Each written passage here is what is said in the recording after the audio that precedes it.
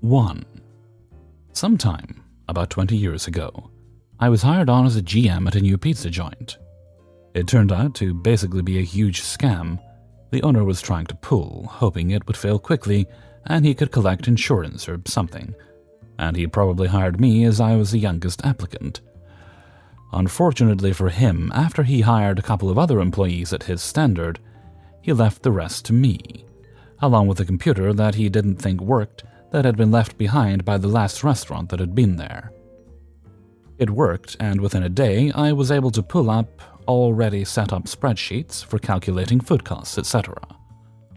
I had solid restaurant management experience, and the people I hired were all very good workers and knew their shit. So we had the place running quite well as he tried to run it into the ground.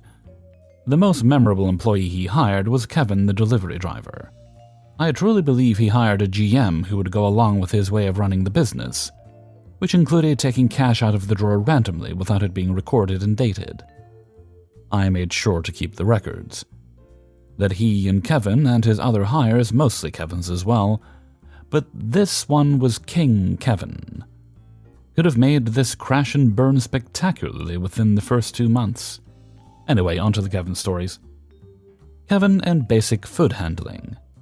Kevin was in his mid-50s and had worked for nearly every single other pizza delivery joint in town. Although Kevin had been working in pizza restaurants for over 20 years, he wasn't able to assemble a pizza very well. There aren't really that many differences in pizza kitchens, but he was able to not know what the ingredients were and how to scatter them evenly on a pizza. In the first week, I asked him to please wash his hands as he had just been out on a delivery and was going to get on the table to help with orders. Our boss had a special running, $2 large for pickup, so we were swamped. And he told me, "I already washed my hands today." Kevin was no longer allowed to make pizza, though we did make him wash his hands a lot after that, just in case. Kevin and basic geometry. As Kevin was no longer allowed to make pizza, we, while monitoring hand washing, put him on the cutting table. When he wasn't on a delivery, I had diagrams up of how to cut each size of pizza. He called me over to the table. "How do I cut this?" It was a medium, so through the middle, then in thirds. I tell him that and he asks me, "How do you find the middle?" "It's halfway through down the center," I point at the diagram. "But how do you know where the center is?" I spent a couple of years as a math tutor, mainly for people having difficulty with basic to intermediate math as adults, and I've answered some pretty basic questions with plenty of patience. But I had no immediate response to this. He has been working in this industry for over 20 years. He can drive, but he has no idea how to find the center of a circle. We worked it out by me drawing a circle on a new sheet of paper and folding it, and he was able to at least cut pizzas until we had to take him off that as well. Kevin and the Band-Aid. We received a call from a customer who was, praise the pizza gods, a friend of the owner's, to let us know that there was a Band-Aid in his pizza. Kevin had to check and realized that he was missing the one from his finger. Kevin now sat in the customer area instead of being allowed near anything that wasn't already in a box and ready to go. Kevin and getting good tips. Kevin did try very hard to do his job, as evidenced by the constantly recycled cars he went through to keep himself working. The last bit here is about his tenacity. I received a call after he had been gone for quite a while on a delivery. It was Kevin. He had just been T-boned by a truck on his way to dropping off the pizza, and had finished speaking with the police. He was being encouraged to go to the hospital to be checked out, but first he wanted to deliver his pizza, so he was walking to the address with it. It was still another 20 to 30 blocks away. I had to talk him down, encourage him to go to the hospital while there was someone there to give him a ride, and we let the customers know what had happened and sent out a comped delivery right away. He had thought they would be appreciative of the hardship he went through to deliver them a smashed up, late and cold pizza, and gave him a big tip for his injuries. I tried many times to fire Kevin, but the owner wanted to keep him on, so I pretty much washed my hands, though he didn't, of him, and tolerated him as he would not let him go. The one benefit we got from having Kevin there was that as he had worked everywhere else in town, if we ran low on anything, he could call another store and get us a loan of a few boxes of hamburger until the trucks came in and the like. Eventually, the owner won in his battle for destroying the business by taking all the funds out of the bank until and going to a casino over 800 miles away. And we all had to quit, as we weren't getting paid. Perhaps a year later, I had ordered a pizza from a non-chain place in town, and it was delivered by Kevin. I tipped him well, out of pity, and never ordered from that place again. 2. Backstory. I just got a job at a Goodwill in my local area, and was trying to find a good reason to just not say screw it and leave. This Goodwill was the saddest place that I have ever had the unfortunate displeasure to work in, and everyone was either leaving or moving to a different Goodwill. At this point, I'm looking to get a job at a local grocery store with some friends, and my new boss is starting to flirt with me. Which I had no idea at that time she was flirting, and to top it all off, we got new shift leads. One of these shift leads was Kevina. Let me say this at the get-go, no one really liked her. Kevina had no idea what she was doing half the time, and the other half she was bad-mouthing everyone. Be it bosses, co-workers, customers, and not just when they weren't there. The people she would be talking about would be right in earshot. Thankfully, I left that job and got the grocery store job, but I left a few weeks later due to having no lunch and working 40 hours a week. 7 months go by and I get a new job at a local hardware store, which I'm still at and love so much. I'm nailing everything. And feeling like a rock star for once. Then one day I come in to work and hear, "Hey, Dazara, you have a new coworker, meet Kevina." And this is where I learned that I meet one of the biggest Kevins ever. My first encounter. So at this time I did not know that Kevina was the same Kevina as the one I met 7 months prior. At this point I've had about a 2 or 3 week head start on her working here, so I got to help her on the few times we did work together in the early months. But I soon realized this was the same Kevina as before, and it all went downhill from there. Here is a list of everything that I can remember. Kevina cleans everything, but she really doesn't know how to. She sprayed glass cleaner all over the register and her keyboard. She takes an hour and 30 minutes to get 2 people through her line, and had to have someone help her each time. Kevina forgets that she has to work days she is scheduled, and when she comes in, she blames the boss or her schedule paper that they were off or wrong. They weren't wrong. We will have 15 people waiting to be checked out in line, and she will not get on her register. Instead, she will talk to me while I was trying to get the people out of the line about R. Kelly and what he did to girls. No one wanted to hear all the details she went into with that. She would steal used store-specific coupons from the bag she was supposed to put them in. They didn't work because of how our system logs all of them, and they were deactivated. To top it off, employees don't get to use coupons. She lost over $700 in total, and lost $400 in 1 day, and no one knows how.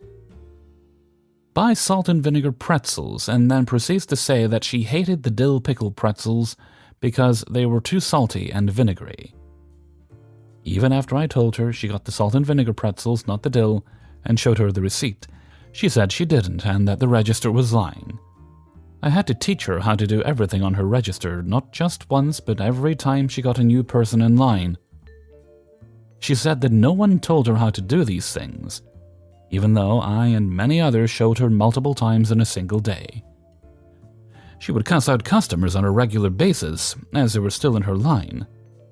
Said she was Jewish and didn't eat anything non-kosher, but ate pigfish and every non-kosher thing under the sun.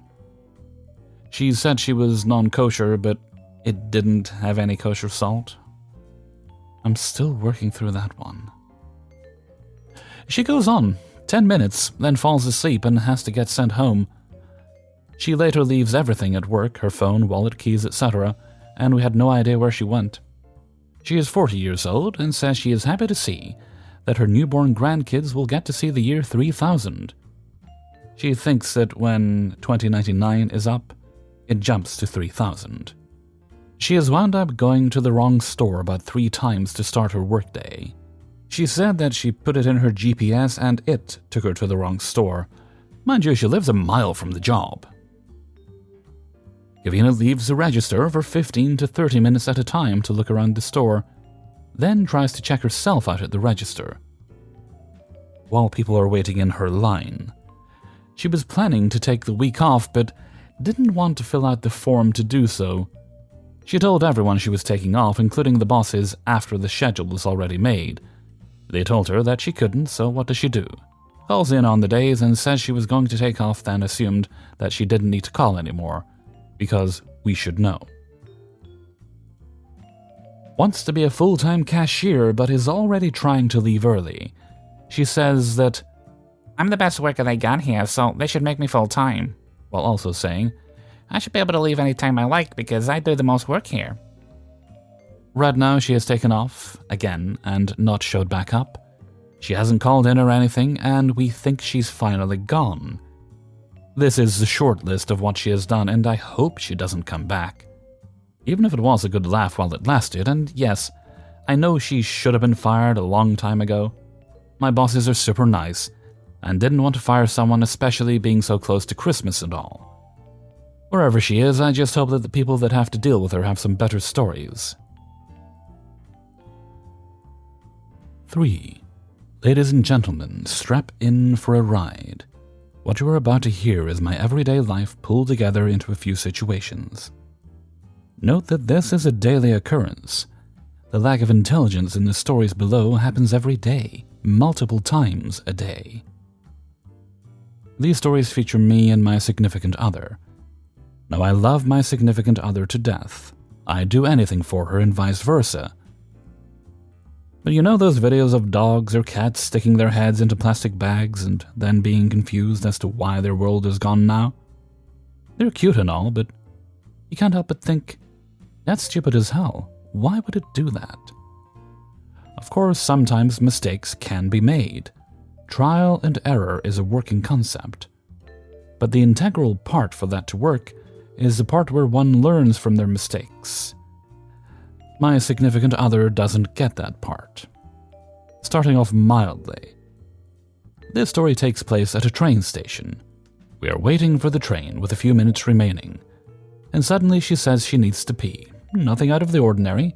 Many times have we gone out, and 5 minutes after us leaving the house, she has claimed that she needs to go. This time, though, there's nowhere to go. So I tell her to hold it until we're at our arrival destination, and we'll find a bathroom there. Then comes the great question. My SO asks, "How come you have never had to go to the bathroom when we're out?" Now, if you imagine this playing out in my head like a game show, I had a few options.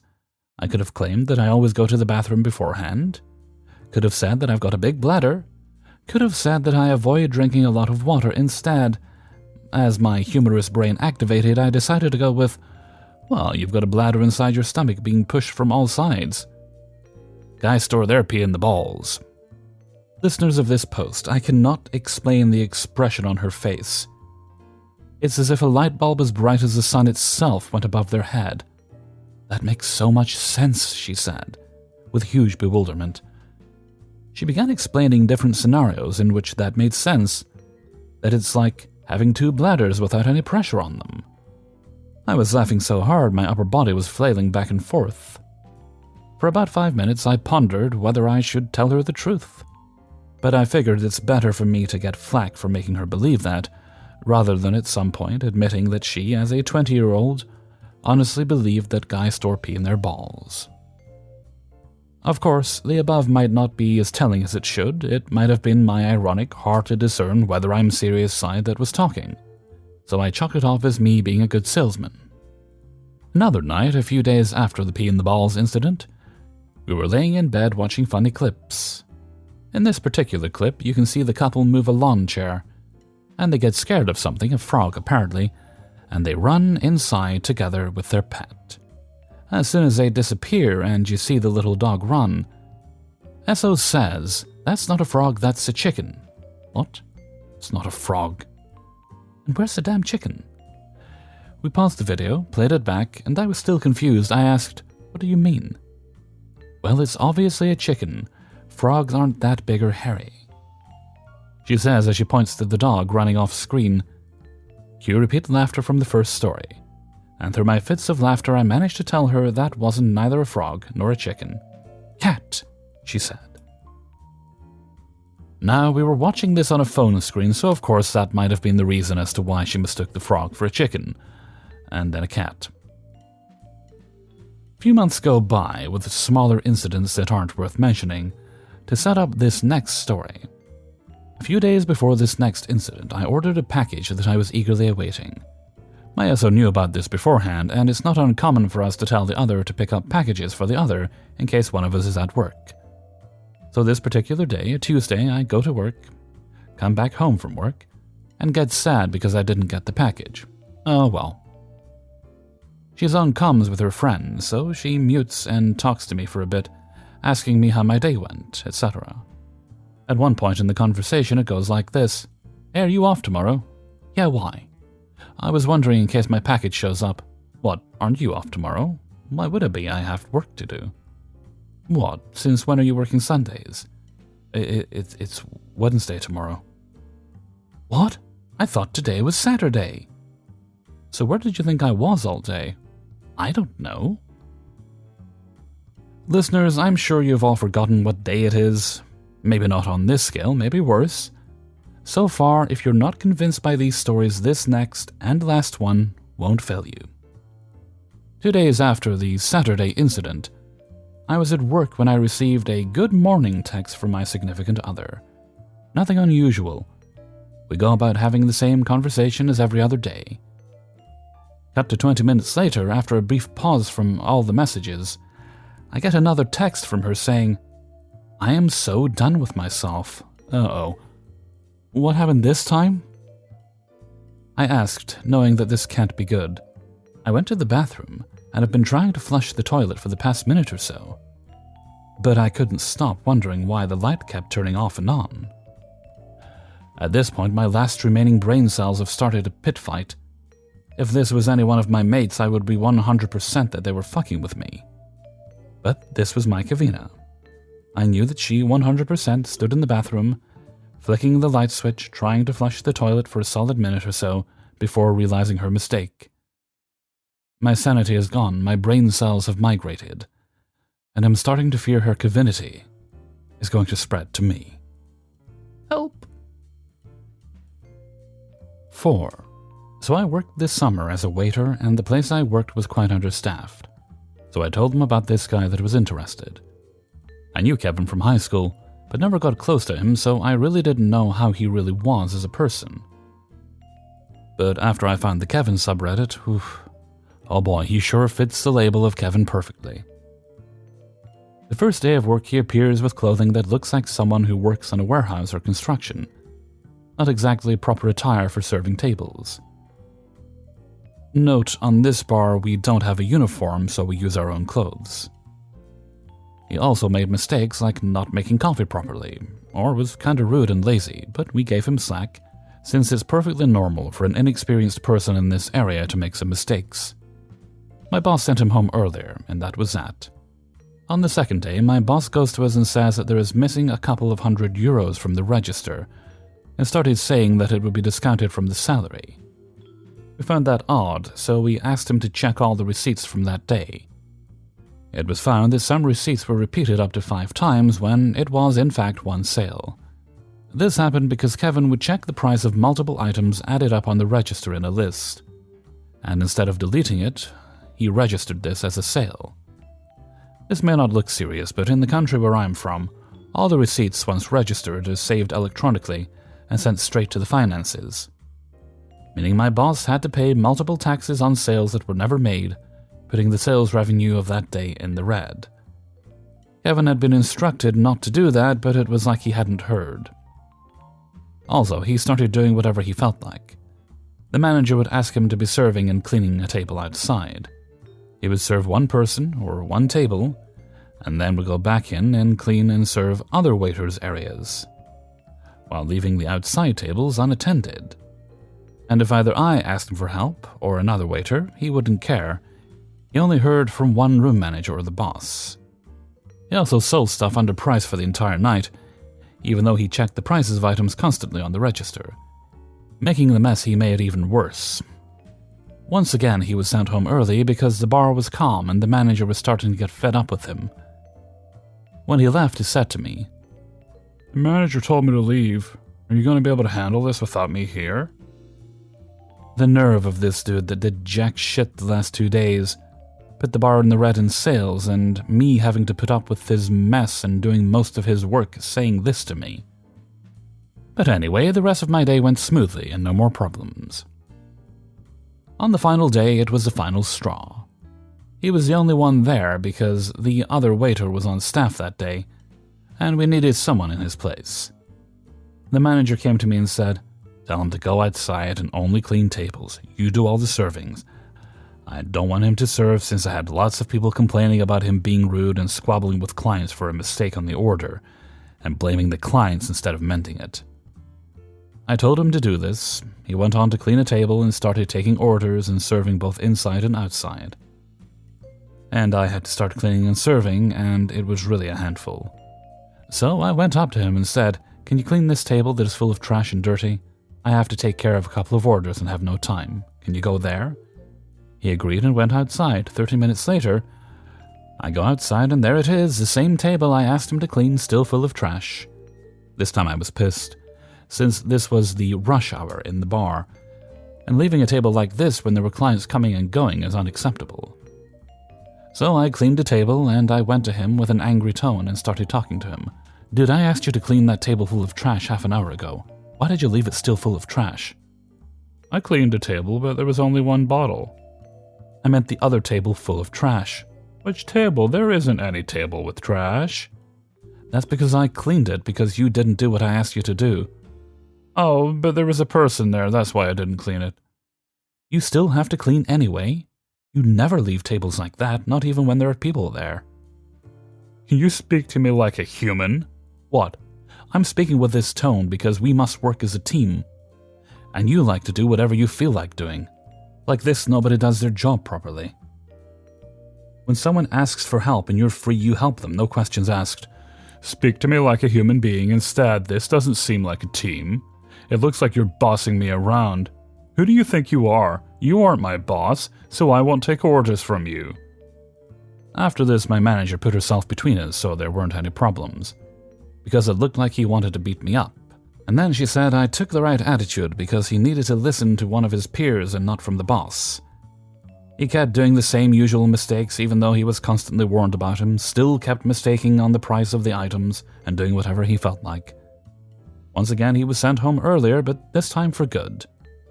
He appeared the next day to collect his payment, not making eye contact, and left. Apparently, when he was told that he wasn't needed there, on call with the manager, he asked what about the other waiters and if they also left. He got mad because the manager said I was to stay there, because he thought he was a better worker than me. Mostly has to do because I was bullied in high school and thought I was some sort of idiot, and that he was clearly superior to me. Other gems include breaking around 10 full beer bottles while filling the fridge when he was told to not fill it and ask someone for help. The manager asked him to clean bottles and pointed to a general area. He cleaned one table and started arguing with her because the instructions weren't clear enough and she pointed to that table, so he just cleaned that one. Not understanding how a lemon peeler works and being like 5 to 10, trying to get lemon peels for a tea. Being fooled by a customer to accept money for only one drink when the customer asked for 2. He was ordered to go to the table and ask for the rest of the money. Drinking alcoholic beverages in open sight of the customers. I did sometimes drink alcohol when customers paid for a drink, and the boss was alright with it as long as it was from 9 p.m. to 2 a.m. I did it in the storage space so the customers didn't see. He was forbidden to drink alcohol ever again while working. 5. To set the stage. I worked as a server and bartender at Bangers, a locally owned sports bar and grill in my small university town. all through college and for a few years after. At this point in my bangers career, I had worked my way up to a bar manager, and this specific night, I was a manager on duty. Basically, any issue with any aspect of the bar or restaurant was my responsibility, in addition to keeping the bar. Because Bangers was a restaurant, we did not ID at the door, and it was the server's or bartender's job to ID anyone who looked under 40, standard in my state, who ordered an alcoholic beverage. It is a relatively normal evening. I'm tending bar, shooters are being shot, wings are being sung, everything is how it should be when Kevin approaches the bar.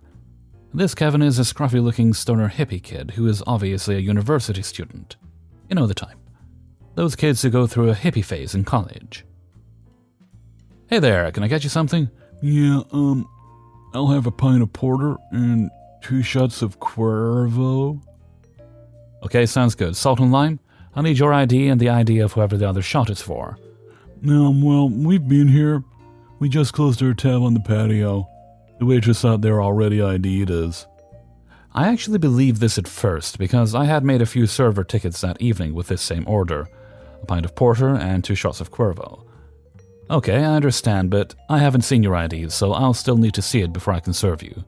Kevin suddenly starts to look a little nervous, which is confusing to me because I was pretty sure he had already been ordering from the patio server.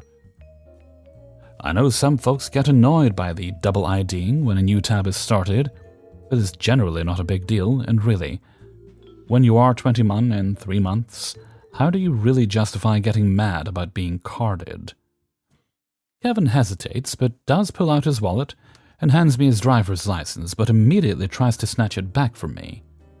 Unfortunately for this Kevin, I was too fast for him, stepped back out of arm's reach before he could grab it, and proceed to thoroughly examine his driver's license. The photo? Yep, it's the same dude. I turn the card under the light. The holograms are there. I run my thumbnail under the corner, and it is properly sealed, indicating it hadn't been laminated over. Common in DIY fake IDs. Then I look at the birth date. He isn't of age. He just handed me his real underage ID. Dude is only 20 years old, and he just turned 20 a few months prior. I'm speculating, but I think Kevin thought, no one will suspect I am underage if I show them my actual ID. I'll just grab it back from them before they have a chance to actually look into the date of birth. The bad and sad thing is that he tried this same trick on the patio server, and it had worked. Both he and his drinking companion were underage. It showed the server their real underage ID, and she served them. She did end up losing her job over this. Was not the first major mistake she had made in her 2 months working there. How does this make him a Kevin, you may ask? This part does not make him a Kevin. The part that makes him a Kevin is the rest of the story. He immediately tries to argue with me that he is 21 and I'm not doing that math properly. I'm thinking to myself, is this really happening? Is this stoner kid trying to gaslight me into not knowing what year it is? He is trying. It's not working. I've been a bartender for a few years at this point and carded thousands of people. I know how to do basic math, and there is a big electronic calendar and clock sign hanging right behind the bar that says, must be born on with the certain date to be served. Kevin keeps pushing it, going back and forth with the argument that he really is 21, and the argument, since they have already been served on the patio, I should continue to serve them. After a few minutes of this, I'd had enough and called over Blue to escort Kevin and his friend out. Once Kevin realizes he's getting kicked out, he immediately submits and starts apologizing. Not going to work, dude. Blue walks Kevin and his companion out to the parking lot and comes back in a few minutes later, asking where the employment applications are. I say they are on the shelf under the register. Why? Who's asking for one? Mind you, it is already after 11 p.m., not the usual job hunting hours in any industry. Kevin wanted one. He's looking for a job and asked if we were hiring the kitchen or bouncers. Kevin. The Kevin I just kicked out of here for underage drinking and arguing about his age? That Kevin? He thinks he has a chance of being hired to work at an establishment he just got caught drinking underage in. he thinks he'll be hired when he put the business liquor license in jeopardy. Had ale, alcohol law enforcement, came in. The dude I could have caught charges for as MOD had ale been in tonight. Yep. Blue had his own moments of Kevinness, to be honest. Another story, another day. Oh my god, what kind of idiot thinks it's a good idea to ask for a job just after breaking the law in a business he is trying to get hired to? I know. It is finally clicking with Blue how ridiculous this request was, and starts shaking his head. I am super frustrated at this point and just overwhelmed by how freaking delusional and idiotic this guy must be. Yeah, we are taking applications, I said to Blue through gritted teeth. Take him an application. I don't give a fuck. That is all. Blue takes the app and walks outside with it. I never encountered this Kevin again, and he never submitted the employment application. The only reason I told Blue to take him one is so I would be in compliance with labor laws. No way in hell he would have ever really had a shot of getting hired after that stunt. Thinking he could get hired after that is what makes him a Kevin. Why he thought he had a chance? Because he's a freaking Kevin with an entitlement gene, obviously. Hope you enjoyed. Hey everybody, Hellfreezer here, and thank you very much for listening to A Cacophony of Kevins, Episode 8. And thank you very much to everybody who allowed me to use their stories in this video. Before you go, if you could please bub the like button and share the video around with friends and family members. Alright, and now let's see, what's today's date? And before we go on, I want to give a little shout out to the author of the final story there, Reddit user Original Asherella, and you can also find their YouTube channel under the name Original Asherella in the link beside their story. Thank you very much for allowing us to use your story.